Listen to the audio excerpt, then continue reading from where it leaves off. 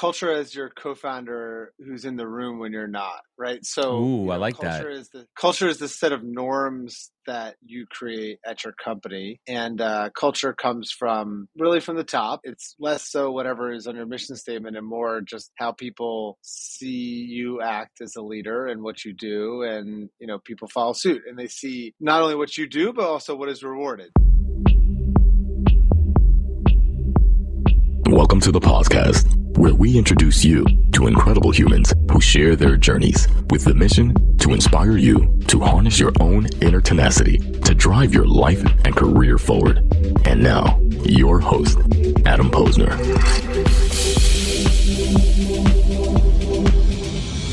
Hey, everybody. Welcome back to the podcast. We're bringing the best and the brightest from the world of business, marketing, and personal growth to help you harness your inner tenacity and drive your career forward. My guest today on the podcast is Brett Martin. He's a co-founder and managing partner of Charge Ventures, a New York-based venture fund, and the president and co-founder of Kumo Space, the leading business communication tool for remote teams. And he also does a little teaching over at Columbia Business School, and we're going to unpack that and more. He is a serial entrepreneur who spent his career building and investing in tech startups, and we're going to unpack his journey and share his wisdom with you all. Let's get to it. Brett Martin, welcome to the podcast, man. Hey, Adam, thank you so much for having me. Pleasure to be here. Pleasure is all on this side of the screen, my friend. I'm excited here. What's on your shirt? Is that a Rubik's Cube or dice? I can't see. All six-sided dice. I see what we're doing here. Coming up, Brett, lucky, we need a little luck. We all need it. What's your definition of luck? I'm gonna throw a curveball to start this podcast. How do you define my definition of luck? Luck is, I think, the universe just tilting your way through nothing of your own. Something you have no control over. But I do think you can. I don't remember who's. The harder I work, the luckier I get. I definitely believe in that. You can create more opportunities for good fortune. That's for sure. Yeah, I'm a believer. It's luck. Luck is preparation and opportunity, right? Being in the right place at the right time by doing the right work. It all kind of comes together. But let's hit the rewind button. As I said in the bio, quite the resume of entrepreneurship. But I'm always curious too, because my parents were teachers, and somehow I rolled into recruiting and business in my own world. How did you get into this space? What did your parents do for a living? Well, let's see. My dad was a professional racquetball player, and then a real estate agent, and then gave a handyman, and then he gave tours at Disney World was his most recent job, which is fun. I think that was his favorite. And then my mom worked at a garden center and a barn. There's a little bit to unpack there, right? Like your dad pivoting into handyman. Was that something professional? Was that something he did, throughout his life, like on the side as a passion, and then, later on in life pivoted into a career? Like, how'd that work out? Honestly, I think he really, I think he enjoyed work. Always would have preferred to work with his hands. I think he really didn't like being a real estate when it became more and more like, legal work. I don't think he liked that, like the people element, like working with his hands. And then, I think, it's interesting, as much as he is a Luddite and self-proclaimed Luddite, he actually just taught himself how to do everything on YouTube, which I think is what most handymen do. They're very good at YouTube. Very good at YouTube. I'm getting much better at that, where I'll go to YouTube to fix any of the shit around my house first, or to figure out why is my remote not working, any of those kind of things before I call the professionals and spend a ton on that. But when it sounds like, just at a high level, when you're talking about your parents' background, that you saw them follow their passions, you saw them do what they want to do, and not really have traditional linear careers. Did you ever think, even while you were at Dartmouth, did you think that you were going to go into corporate America, or were you always kind of destined to build your own thing and just follow this path of entrepreneurship? Yeah, I don't think there was ever a plan to go into corporate America.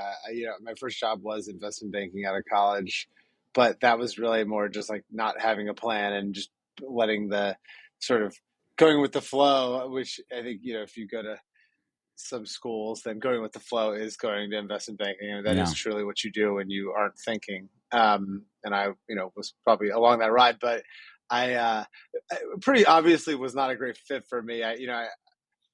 I think most of the sales and trading people thought I was like a homeless guy that had like figured Yeah. out how to get into the office and was like Like, does he even more, work here? Right? Like, is he just yeah. sitting here getting the free lunch? Like, is that what this shit's all about here? I mean, literally, they were like, "Bro, you lay off the sandwiches, and why are you wearing sandals?" And but my like ratty old khakis I borrowed from my roommate. But I will say the one thing I like about Wall Street is that they are very clear about what they're there, everyone's there for, and that's to Hmm. make money. And if you make money, then they reward you. So I I think it's at least straightforward. It's not always so clear in startup land, why people are doing what. It's an interesting one too, and I look back on my time on corporate America too, and I found out the most important lesson for me was learning what I didn't like to do, or certain environments, or certain cultures, and honestly, it took me. I'm backtracking. It took me, 30, we'll call it 35 years of my life to realize I don't like working for other people. I'm not good. I'm not a good employee, right? Like, I suck as an employee. I don't like taking orders. I take feedback, but I don't like, I just don't like somebody above me. Did you ever have that? Like, was that part of the drive too for you? Yeah, it's funny. I think you'd like to think that everyone becomes an entrepreneur because they have some, world-changing new idea. But I think the truth is that a lot of people just don't want to work for anyone else. Myself included. I think there's a lot easier ways of making money than building your own company.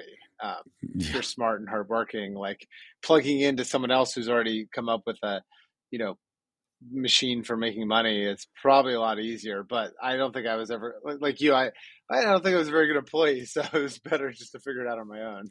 Yeah, it took a little bit of time too. So what was that vibe like in college? And was it like a divide between people that knew? I mean, listen, Dartmouth is quite a prestigious school, and you know, kids are getting recruited out of there right and left for big companies. But was there a divide between those that already kind of were destined to, like, hey, we're going to do our own thing, we're doing down the entrepreneurship path, versus those who were like headset, I'm always going to go into corporate America, I'm always going to go into investment banking or something like that. I think that yeah, I mean, Dartmouth's it's like actually a pretty conservative place, and I Mm. think that where people go reflects that. Most people go into finance, or yeah, most people go into finance, real estate or Wall Street. And um, I think that like there was this guy, Greg Fairbrother's, who ran what at the time was called the Dartmouth Entrepreneurial Network, which was really like a pirate kind of outpost. Mm. And he sort of, and he would find the kids that were really actually interested in doing something other than that. And he had a little fort there, and he was a great guy. I think he started in oil and gas, and then started couple of his own companies. And yeah, it was very much not school sanctioned. I think eventually they actually forced him out, which is a shame because he did a really good job. But you know we so I guess he found like-minded people. And for me, I had sold seashells by the seashore growing up, always had Nice. kind of side hustles. And we what did we do? We built a collapsible snowboard. Um, Sounds and safe. this was in 2000, so it's pretty cool. I mean, nowadays, everyone, there's split boards. I have one sitting Yeah. in my apartment, but I don't think I don't think they existed 20 Hmm.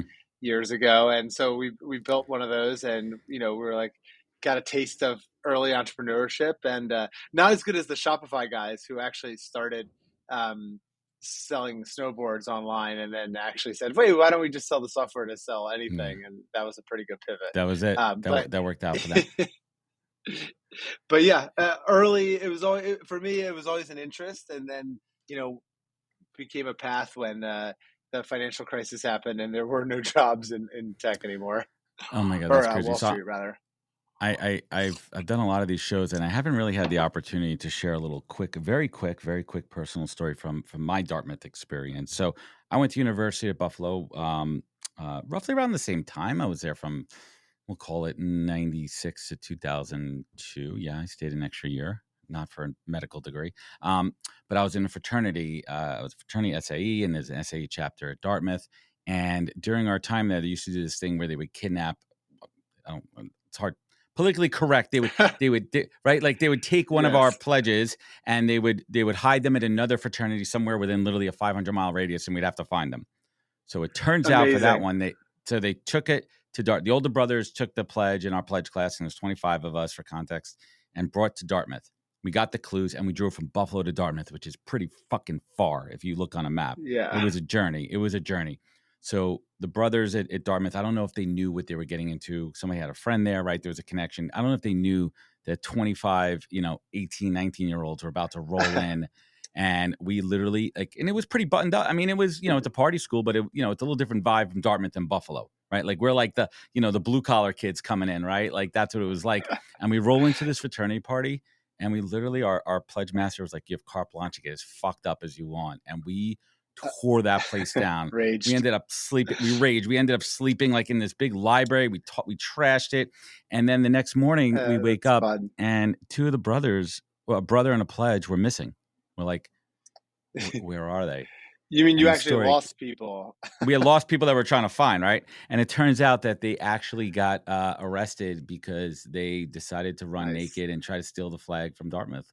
The Impressive. the flagpole. Great. Yeah. Sounds like a great success. Yeah, great success, right? Like that was that's my little Dartmouth story. So I'm gonna get off my soapbox here. And let's get back into the early VC journeys. Brett, in the early companies that you were starting and working at and building, what was one of those like really early lessons learned the hard way? Like the first time you really got punched in the face business wise? Well, yeah, they say behind every overnight success, there's like 10 years of grinding and winding. My first early, yeah.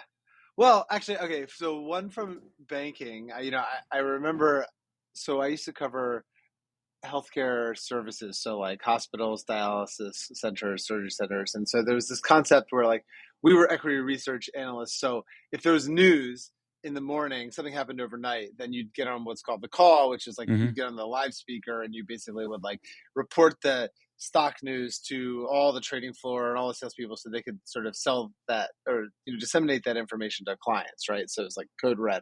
And I remember one morning we covered hospitals and there was a hurricane that hit Florida. And so obviously that was going to like disrupt, a lot of business. Yeah, of course. And it was important to get out. And my boss had me run a quick analysis, how much exposure did our companies have to that? How many hospitals they have in Florida, blah, blah, blah.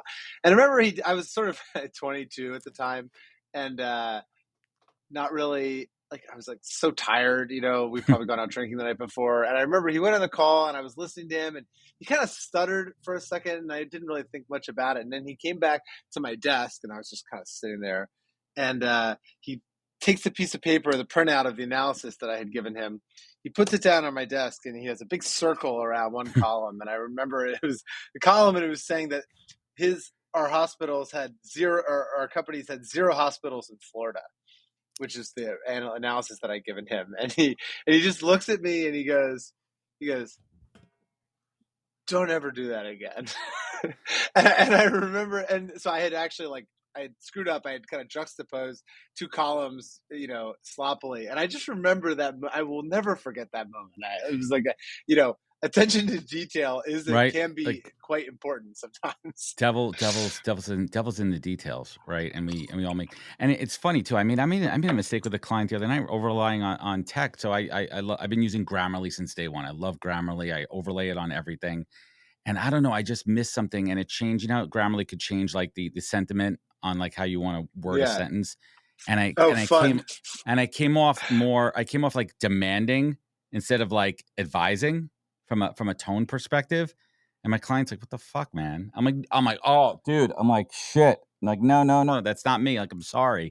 Right. And I had to like double back on. It's a bot. Just blame the bot. Like there's a human behind the bot. So you've had you've had your fair share. What led to where you are now at Kumo Space, right? Like, was there did the pandemic drive this? Let's talk a little bit about the journey into Kumo Space. Yeah, I mean, there's so many punches in the face. The other one I would have given was my first startup. Go for it. Did with one of my smartest buddies from college, grabbed them. We went down to Austin and we spent, 6 months coding and what I would call it my like failure to launch startup. And I think a bunch of lessons came from that. One is like, just because someone's very smart and talented doesn't mean they're necessarily the best, business partner operator for you. We're still friends, but in this case, the problem was my friend just wanted to code and I wasn't very good at coding. I'm kind of like a B- coder, I think would be a generous description of my coding abilities. But he thought building a startup was coding, and so all we did was code. We never launched anything. When in reality, one of the few things I am good at is talking to people, getting good ideas, bringing people together, selling, recruiting, and I didn't do any of that. So several lessons there is like, one, you have to be compatible business partners. Two, just because someone's smart doesn't mean that necessarily going to be great at building a company. Three, building a company is a lot more than writing code. So in 10 years of failures and learnings like that brought me to Kumo Space, which Kumo Space is virtual office, basically a productivity suite for remote and distributed teams. So solve the kind of visibility, accountability, the problems, the quick turnaround time issues of getting a quick answer, and all the scheduling and all the meeting, kind of solves that problem, and then ultimately gives you like a much better surface area to build, really, real culture at a distance. We started that, right when the pandemic hit. We said, "Wow, there's an opportunity screwed. Here. We need to build something." So we had built something by May, and launched it that summer. Well, it's interesting too, right? I mean, that's the heart of the entrepreneur, right? Who sees the opportunity. The real entrepreneur sees a white space, right? They see a better way to, mousetrap. They see a better mousetrap out there, right? Like what you created wasn't brand new. There was other, remote work, but it was the complete package. It was the amalgamation of putting all these pieces together, right? But I want to double back. I want to double back to something. Does every founder need a co-founder? I don't think so. I think some people. I think that most people are not the total package, and they benefit from having complementary co-founders. I can certainly say that about myself. I am. There's some things I'm good at, and there's some things I'm not. That's why my co-founder Ying Mao at Kumo Space, who's the CEO, he's organized, he's very conscientious, he's an engineer, it's great. It's great for me. Now, maybe you're Elon Musk and you're a total package, but I don't think most people are. So I think you want to round out the team as much as possible when you can. Do you think a lot of founders try to take on too much by themselves? They think they could do it all. I mean, one of the things I see from a recruiting perspective is a lot of founders are like they come from the tech world. They created the product and they try to do everything as you said, but they're not innate people leaders. They're not innate team builders. Maybe they're not great fundraisers. If you need to raise capital, I think how do you balance that ego? Right? Doesn't it come down to ego and understanding your strengths and weaknesses? Yeah, again, I think Yang is a very in the weeds, hands-on, probably skews more toward micromanaging people, and I think 10 again for the reasons you said, like I probably give people more rope sometimes, definitely enough rope to hang themselves, and I think that just stems from like you kind of manage by default. We'll manage people like you want to be managed, but you have to remember that you have to manage people like they need to be managed. Is that sort they of like management to, 101. So yeah, I think a lot of the times the skills you need to go from 0 to 1 are different than 1 to 10 and different from 10 to 100. And you just got to, you have to adapt. That's the biggest thing is growth mindset. That's what you need. Growth mindset for the win. Growth mindset on the bingo card there, and people could go to one of 1 million books about that out there if they want to dig deep into growth mindset. What are your thoughts on fundraising? Do you think that every startup has to raise funds? Certainly not. I mean, there's definitely a thesis going around in the venture space that's like, okay, AI is going to really accrue value to, kind of in a barbell distribution, like big incumbents who have a bunch of data are going to leverage AI and get more efficient and, profitable. And then SMBs who historically, you know, they like, certain things, functions that historically have been professional services, where as an SMB, it doesn't really, you don't have enough money to pay for them. Now, all of a sudden you can get, creative done and copywriting done and, done by AI, and now they're going to benefit. So there's a whole argument that there's going to be a bunch of actually like it's never been easier to build a new Hmm. product and go, to 10 million in revenue than it has been with AI. And then the hard part will be like, hey, how do you build a venture-backed startup, that competes with incumbents, right? That's what some people are saying. It's a brave new world. The thesis that resonates in my head is from a lot of conversations is don't raise money unless you need it, right? Like at the last, almost like why dilute divest equity when it's all unless you have to. I see a lot of founders out there going for the money first, but that's a whole other ballpark there. I want to dig into the learnings from Kumo space, and it's really relevant. I had a post today on LinkedIn. My position on this whole remote work, return to office, hybrid, and I think we need to caveat any conversation with it's specific to your industry, specific to what you're doing, right? If you're a doctor, no, we need you there, right? And certain professions, it really depends on what it is. But how many meetings so far? We'll call it over 10 million on Kumo Space, hosted 10 million virtual meetings. Is that Oh, is that for is that a for sure. I mean, yeah, we have millions of people have signed up for Kumo Space, so and sitting there, 16 hours a day. So wouldn't be surprised if it's more at this point. how early on did you really capture user feedback and incorporate it, especially early days of the pandemic, right? Where you're trying to get feedback on usability, but also the psychological element to it too of people working from home and trying to figure out what are those elements that they're going to really value to make their job easier, to feel more connected. Let's pull back the curtain on that. I'm curious, how that process worked and what'd you learn? Well, yeah, I mean, I guess the origin story helps kind of answers that question in the sense that, when we started, we were a consumer. We thought we were going to be a consumer app, and then we kind of moved into virtual events, and people were throwing, birthday parties and holiday Mm-hmm. parties and funerals and corporate events and classroom stuff, and then that business didn't really work. It was there was revenue, but the churn was crazy.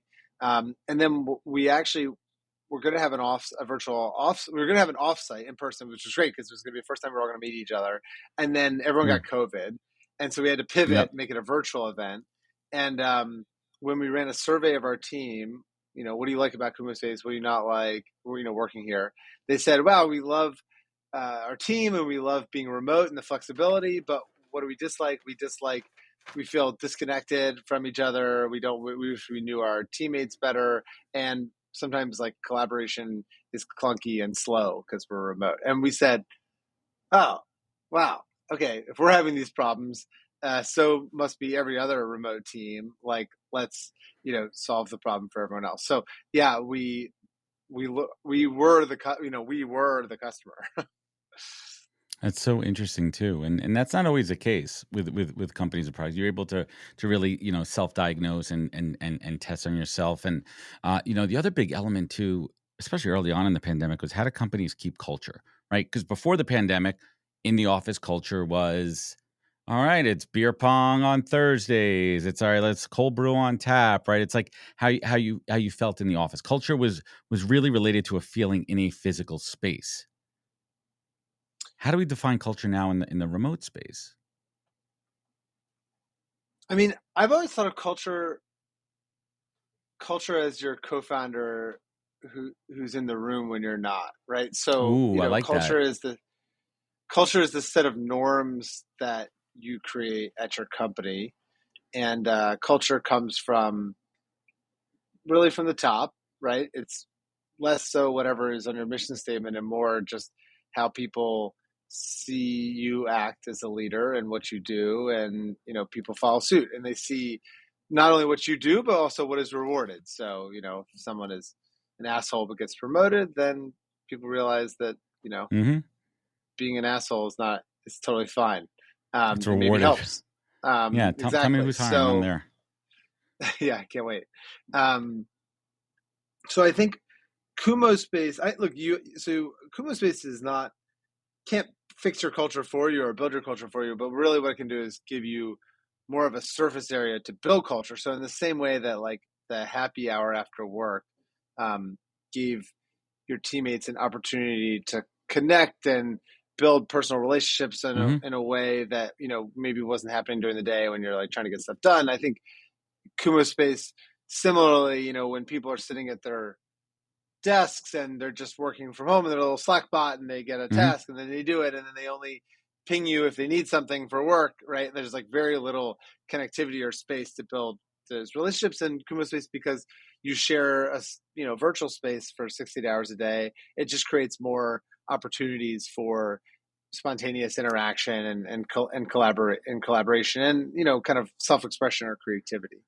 That's interesting too, and I've not used the product, so it's hard for me to kind of make references to. But what do you think out of all the innovations and the products on the platform is the one that really is like, holy shit, I can't believe how this is working to foster collaboration? I mean, I think just the ability to get quick answers to your questions is the probably killer feature, right? It's like, Well, how's that different than Slack hey, then? yeah, well, you open up Slack. I mean, here's the problem. There's a bunch of problems. One is younger people and more junior people are often intimidated to ask a question in the first place. So people don't ask questions when they would have in Mm-hmm. person, just tap someone on the shoulder and said, Yeah, hey, can walk you help me over. out with this?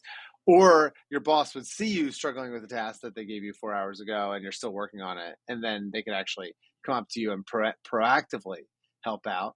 But then even let's say those don't happen, then, you send the message, the person's a green dot, they don't answer immediately. I don't know what they're doing. Maybe they're doing something else. Then they get back to you a few hours later and they say, okay, let's schedule a meeting tomorrow.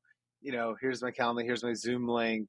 Mm-hmm. Okay, then we have the meeting. Lots And of then, steps to okay, the get action there. item. And then a week later, as opposed to what happens in person and in Kuma Space is you have a question, you see the other person there, you walk over to them, you get an answer, and you go back Answer to it, work. action. Yeah.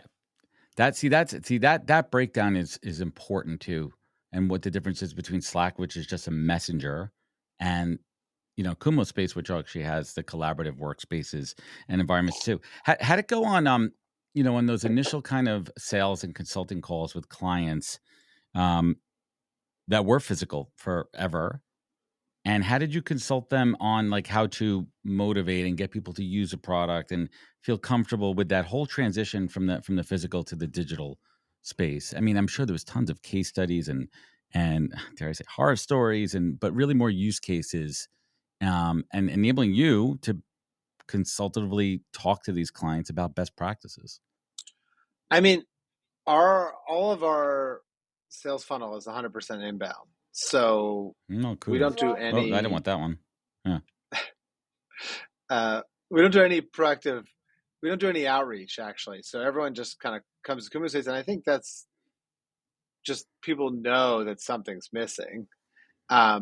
I think the challenge with the Kumu Space is often that these things, accountability, collaboration, culture, productivity, even, are hard to quantify, right? Hmm. And so, I think the biggest challenge with selling Kumu Space transparently is, you're competing against good enough. People are like, oh, Zoom's good enough and Slack's good enough. So we only really appeal to companies who are looking for something better than good enough. And Mm. I I think like so. We that. actually compete. Competing We against compete good more with enough. the yeah, we're competing against good enough, and we're competing more against the physical office. Honestly, it's the people who actually care enough to really push their team. Who want to work better, right? Those people are often trying to get people back into the office. So we have to convince them, hey, you know, you can get a lot, like 80% of the benefits of being in physical office, you can get at a tenth of the cost in Kumo Space, and you get all these other benefits that come from being, more distributed. Like to your, as you well know, like hiring the best talent in the world, having best Right. anywhere in the world, having happy Distributed employees. workforce. Yep. You you mentioned something which has been a buzzword, more than a buzzword. I mean, it's accountability, and I think It's interesting. How does the word accountability play into this environment from a employee employer standpoint, remotely and with the platform? Is it time accountability, productivity accountability going the other way where the employee is showing value to the employer is showing value to the employee and showing, mutual respect. But how does this facilitate, how does Kumo Space, you know, create an environment of accountability and foster it? Well, I'm glad you said that, because I think a lot of people think about FaceTime, right? And they're like, oh, I got to put a FaceTime for my boss. But I think actually with remote work, there's this huge issue of remote work equity, which is, hey, I'm a remote employee, but I don't get the same FaceTime with my manager. I don't get an Hmm. exposure. I'm not in the conversation that happens after the meeting. And then maybe because I'm I'm losing out, a woman, right? and I have a disproportionate share of childcare, and I have to go home, and Hmm. I can't go to the happy hour, and I got to go, take care of kids, right? And so I think one of the big problems Kumo Space solves is it gives these remote workers the same footing as people would have had in the office, Exactly. and So funny. I accountability to the was. manager.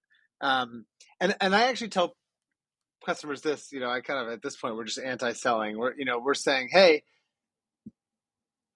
the biggest challenge of Kumo Space is not the cost of Kumo Space. It is, you have to be willing as a boss to say, hey, this is how we're going to work. We're all going to We're show up for using each it. other in a virtual office. These are the work hours, 9 to 5. Whether you don't have to, you can go to walk the dog, or you can go to the gym, or whatever. But the default is that you're going to be in here with, and so you have to convince your team that that is actually, worth doing. Now, some people are willing to do that, and some people aren't. Interesting. Accountability. And I was talking about that early in the pandemic when I was doing these live shows and we started talking about like some of these issues. We're talking like early 20. I can't believe we've been talking about this for 4 years already. I don't know about you. Like Yeah, side right. note, like I had this vision, like the pandemic started. I remember it was like end of December going into January 19th into 20. And it was like my birthday is March 1st. So that's kind of like the pillar stone of when everything shut down. It was like it was end of Mm-hmm. February, early March 2020. And I remember just in my head too, I'm like, shit, what is this thing? Like, it's gonna be a couple weeks, right? Like, is it just a passing thing? And then all of a sudden you're like, oh Yeah. my God, this is bad. And I remember early on, I remember a couple people on the new, the talking heads were like, this is gonna be at least 2 or 3 years. And you're like, oh my God, like, and but we're out of it now. But they were right. Like that shit lasted like 3 years. It was terrible. Right. But what it did was it fostered innovation and creativity. And it also said to the world, it's okay. People don't have to be in an office 40 hours a week, a physical office. People don't need to spend 2.5, 3 hours a day commuting, and it comes down to trusting your employees. I trust you. You hired me. I hired you, and I trust you to do your job anywhere in the world, and not in the world, anywhere along with those working hours to get it done, right? And I trust you don't have to be in a physical office for some jobs. And what is unveiled is some companies use that lore of physical office for control. Now, are you seeing that with this product too, where you're like, hey, I didn't even think about this. Like, hey, companies that have to be remote, this is giving them the ability to monitor their workforce. I went around that a long way, but I thought it was a good story in my head. Maybe Yeah. I guess I'm I a mean, podcast that's the host. I whole. can make stupid stories like that. Well, no, no, no. I mean, look, like honestly, there are people who had tried to use Kumo Space as the like a surveillance, like bossware, right? And Hmm. like that's Like the keystrokes, it's right? Like clocking in, move my mouse to make sure I'm still active, right? but the truth is like when people come to us and they say that, we're like, there's better. You want to spy on your employees and track your employees. I mean, there's way better software for that than Kumo Space, Yeah. right? So, here's spyware if you want to do that. That's not why we're here, right? Like, we're here just to create a better place to do real work. And then ultimately, your norms that you create in your own company, that's up to you.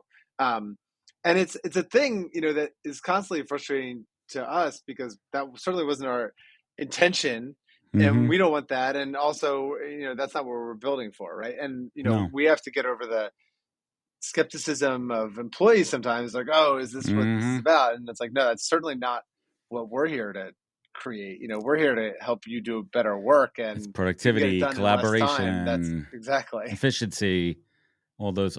So what? I was taking a look at the website earlier. It's quite robust and fantastic. A-list client list there.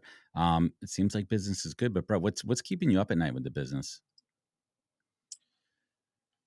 I mean, this, honestly, what we're talking about right now is the thing that, Interesting. just the messaging, right? Because I like the software. The software works, right? We built a lot of. It's more, you know,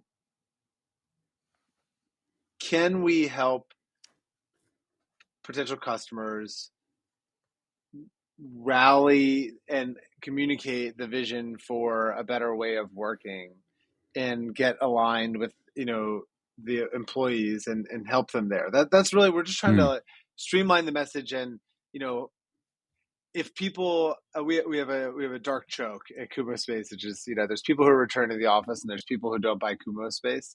And what we mean by that is, if you care enough to try to win, then you probably try to drag people in the office. And if you really are not focused on work, and you are focused on kind of minimizing work and other things, then you're probably not going to buy Kumo Space, because it's productivity. So I will literally lie down on the train tracks to defend the fact that if you are working a remote company, you will have a better, more productive uh, company if you use Kumo Space. But I can't force that on people. They have to make their own decision there.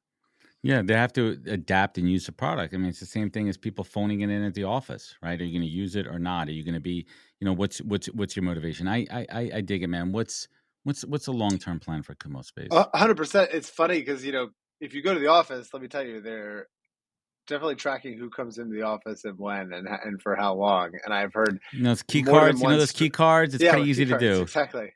It's pretty easy to do I've with heard access control. Come on, guys. We've been doing that for plenty of years. startups.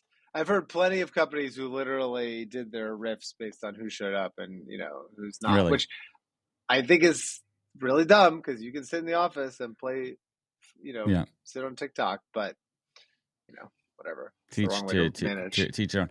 Let me ask you this. When it comes to hiring within Kumo Space, hiring for your own team, I assume when someone gets to you, they have the hard skills, right? They're coming to you, they've gotten screened from the hard skills, but from building your own culture, how do you assess, character, culture, values in that conversation? What's your approach? What's your type of questioning? I mean, honestly, I think passion goes so long, and so just seeing someone that can get fired up about anything, and I don't really. It's like, if they're smart, they'll figure out how to do the work that we're asking of them. And so really, I'm just indexing on, is there something that this person is passionate about and really excited about, and can they throw themselves into something, because that solves a lot of problems. But let me ask you this, and I'm not trying to put you on the hot seat here. In this modern day and age where neurodiversity is it's elevated, right? And especially in hiring, and I hear this a lot on my side as recruiters. How do we remove a bias for someone who might be neurodivergent, who may be, extremely, introverted at one end of the scale, where they're passionate about something, but maybe it doesn't come out as exuberant, right? Like how do you grade passion, especially when you're hiring, right? Because I am over the top. I'm emotional. I'm a freaking New York Jew who just gets in your face and I'm loud, right? But like, not everybody's like us, like me, right? Like, that's not the norm. Well, yeah, I'm not hiring for a phenotype. I'm not. It's not that I am looking for only extroverts. Like, they could be introverted and passionate. I mean, thinking about some people on our team. I mean, we have a product marketer named Romy who is quite introverted, and we did an on-site the other day, and I think it was very stressful for her. But she's an unbelievable, an Shout unbelievable out, Romy. hire. I mean, yeah, I got it in once a show. She's such a worker. She gets so much done. She brings new ideas to the table, and I think with her, it's just trying to convince her to create, actually, to feel more comfortable speaking up. And I think as a manager, you just got to give people more spaces and opportunities to do that and create other channels, maybe where not everyone wants to talk in front of the team. And so make sure that they can chat, or they can follow up, after the meeting. Yeah. I dig it. Man. Give us some alpha. What are you guys working on? What's in the lab right now? What's the next kind of innovation on Kumo space? I am very bullish on AI's ability to capture unstructured data, structure it, and then Mm-hmm. begin to automate tasks. So I think people spend a lot of times in meetings and talking about stuff, and getting that information, and already getting some of the work that's talked about, getting it done by the end of the meeting using machines is, I think, a pretty interesting opportunity. See, I dig that too, and I'm very, very heavily involved in the HR tech world and understanding all the products, especially in the AI space. And I love that idea. So taking real time meeting notes, and I've seen great tools that are synthesizing interviews and giving like summarizing. But think about that, like in a meeting, you're having action steps, and the machine in the background is starting to do a lot of those steps and processes. You come out of it, and you're a couple steps ahead, more steps ahead than you would be without it. I mean, this is cool. This is productivity, and I tell everybody use AI as a tool and not a crutch. How could it help you? How could it enhance and not just rely on it for everything? I think that's pretty cool, and we're excited to see it. So, Brett, let's bring it home here. There's been a pretty cool conversation, getting to know you a bit. Two questions I bring it home. I ask every guest this one. Really around advice. And when I talk about advice, and I say, Brett, what's the best piece of advice you've ever received? But I reframe it as, what is that, Brett? What's that best piece of advice you've received that you take action on every single day? A mantra, a saying, something you say first thing in the morning when you wake up to get you moving. Well, entrepreneurship is not all a lot of ups and downs. So I'll put, since we already talked about dad, I think my dad had a saying. He said, when the going gets tough, the tough get going. And so I think a lot of times you get smashed by something, and there's a natural reaction to get depressed or slow down, or um, you know take it personally. And I think that a lot of times you just gotta keep putting one foot in front of the other. And if that's just like finding the smallest little, like, Mm-hmm. the smallest little win, I think like finding quick wins is absolutely critical for like Mm-hmm. keeping the ship moving. So I'll Amen. quote Amen dad to there. that, man. Amen to that. I mean, I've been going through my stuff for the last couple of years, and I find that those small, sometimes you just need a win. And if you keep moving forward to get that win, and wins come in different sizes. Right? Like for me, I mean, it's so stupid, it's so ridiculous. We did our kitchen a couple years ago. It's such first world problems. But like we have a nice fridge, and the ice maker wasn't working for a couple of days. And all in my head, I'm thinking, oh my God, this thing's not gonna work. I have to call the repairman. It's gonna cost a lot. And then I literally reset it, did a couple of things, looked on YouTube, and it worked. I'm like, win, win. I Boom. won. Boom, winning, winning. No repair guy, no waiting, no cost. And it's little it's a crazy example, but that's it, right? Like find those wins, because that's going to move you to bigger wins. That's going to get you in the mindset. That's going to get you in the success mindset. So, Brett, last but not least, last but not least, you look back on your life, and not all sunshine and rainbows. You've gone through your struggles. You've been punched in the face. You've been down, But when you think about those times when you had to reach back up, claw your way back, and dig down deep and harness that inner tenacity, and on the flip side of that, Brett, now this company, this product that you built that's helping so many companies, helping so many people during this time. What keeps you focused? What is your beacon? Brett Martin, what is your North Star in life? North Star in life. Wow. Uh, Yeah, we I go big at the end. I guess I'm just consistently excited about the idea. My friend Amanda and I did a Fulbright scholarship. We call it, glow trail. We call it a glow trail theory, but Hmm. really it's just to play off the butterfly effect. Um, that these small interactions have big impact, and I think like you can choose to be positive and kind of like put out good energy into the world or not. And there's all these like little moments where we make these micro decisions to smile at the cashier, or give someone a little extra tip here or there. And I think that I just think that the actual like magnifier impact of the small things on a repeated basis creates big changes. And just strive to do a little bit better and a little more positive for everyone around me every day. I love it, man.